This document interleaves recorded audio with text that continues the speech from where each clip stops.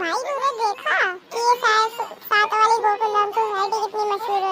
हाँ यार इतनी अमीर सोसाइटी है ये, इसमें रोज के रोज फेस्टिवल बनते रहते हैं। सही बात है यार, अभी भी क्या ही कर सकते हैं। सही बोल रहे हैं, हमारी ये चौपट लाल सोसाइटी चौपट ही रहेगी। हाँ ये इतनी गरीब है कि ढंग से बनाई भी नहीं है बिल्डिंग, ऐसा लगता है कि हल्का सा भूकंप आया तो पूरा गिर जाएगी। हाँ यार सही बोल रहे हैं, भूकंप आएगा ना गिर जाएगी। इससे बढ़िया तो मेरी नानी की सोसाइटी है, बोबट लाल सोसाइटी, वो सही तो है कम से कम। तुमने सोचा है कि सोसाइटी में लड़ाई भी होती है, झगड़े लड़ाई वगैरह तो सुलझ भी जाते हैं बड़ी जल्दी। हाँ मैं कभी कभार जाता हूँ तो यही होता है। एक बार टेम्पो फंस गया था और एक बार ही टंकी बंद हो गई थी। मेरी भूतनी का एपिसोड आया था, पता नहीं वो एपिसोड क्यों बनाती है।